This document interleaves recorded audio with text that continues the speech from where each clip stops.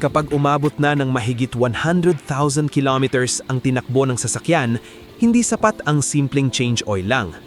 Ang Toyota Fortuner na ito ay dumating sa amin na may iba't ibang problemang dulot ng delayed maintenance. Tingnan natin kung ano ang mga nakita namin at paano namin ibinalik ang performance nito.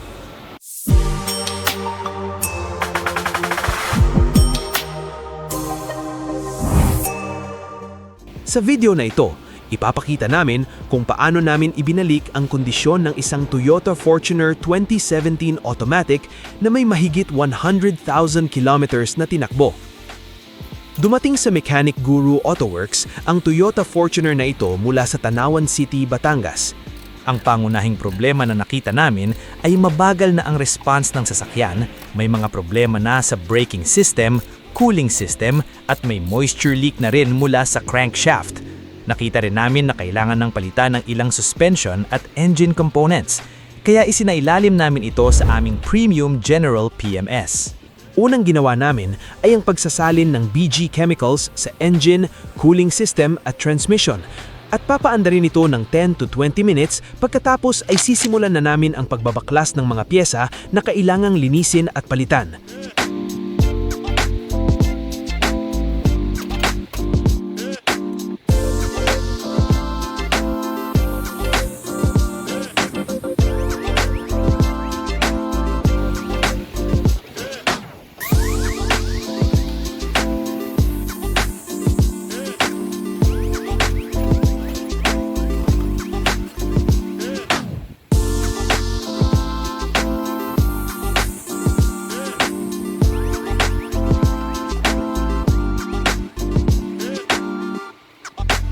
Nilinis namin ang cylinder head,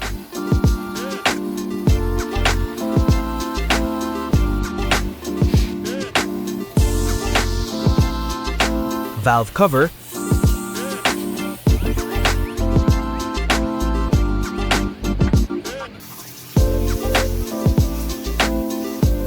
electronic throttle body, intake manifold,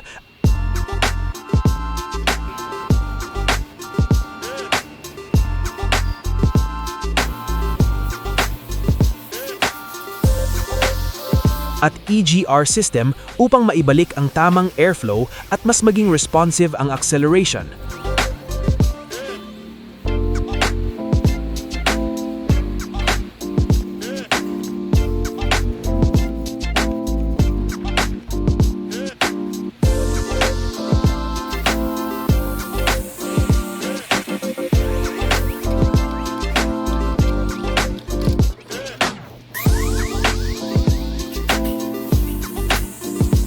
Kasama rin ang direct injector calibration para mas maayos ang fuel delivery.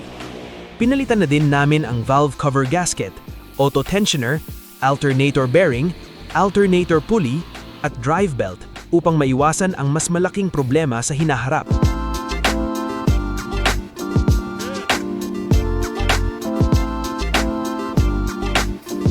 Sunod naming inayos ang fueling system.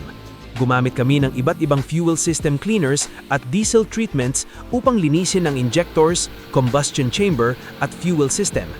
Pinalitan din ang fuel filter para masigurong malinis ang daloy ng diesel papunta sa makina. Pagkatapos, nag-drain na kami ng engine oil, nagpalit ng oil filter at nilagay ang bagong engine oil na may kasamang BG chemicals para ma-prevent ang sludge, ma-stabilize ang viscosity at ma-enhance ang engine oil performance. Para naman sa transmission, isinagawa ang ATF dialysis. Pero bago namin ginawa yan, nag-drain muna kami ng ATF, nilinis ang oil pan at valve body. Pinalitan din ang transmission strainer upang masigurong malinis ang circulation ng transmission fluid. At nilagyan din ito ng BG Automatic Transmission Fluid Enhancer. Isa sa pinakamahalagang bahagi ng repair ay ang cooling system. Dahil may sira na rin ang ilang piyesa, pinalitan ang thermostat at water pump upang maibalik ang tamang cooling performance at makatulong maiwasan ang overheating. At nilagyan ng panibagong oil ang clutch fan. Pagkatapos ay isinagawa ang coolant dialysis upang maalis ang lumang coolant at contaminants bago ilagay ang cooling system enhancer. Importante rin ang braking system dahil direktang konektado ito sa kaligtasan. Isinagawa ang rotor at brake drum resurfacing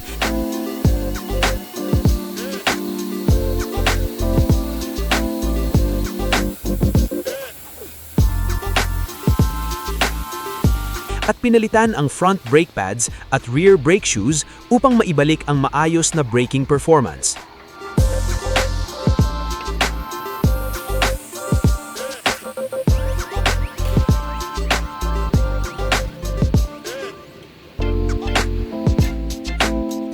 Hindi lang doon nagtapos, pinalitan din ang differential gear oil,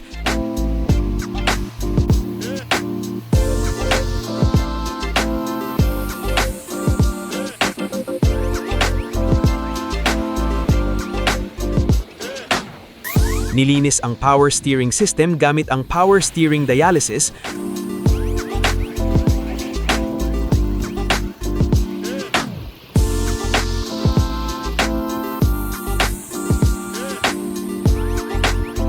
naglagay ng panibagong washer fluid, bagong wipers,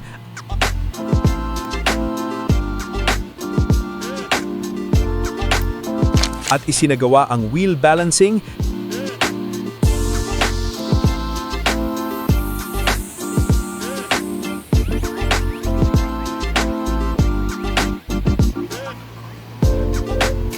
tire nitrogen filling,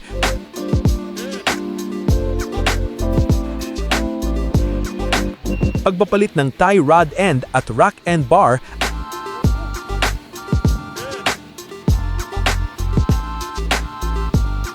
at wheel alignment para sa mas maayos na handling.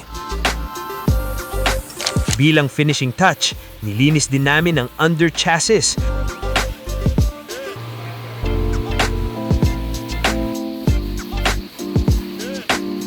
Nag-retighten ng under chassis bolts at nilubricate ito.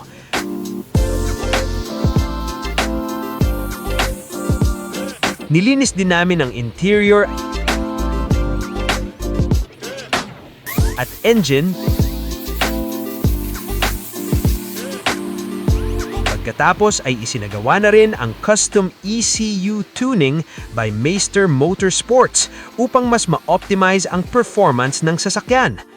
Matapos ang lahat ng proseso, mas maayos na ang andar ng makina, mas responsive na ang hatak, naibalik ang tamang cooling efficiency, mas maayos ang shifting ng transmission, mas kampante na rin ang customer sa braking performance at sa mga susunod na long drive.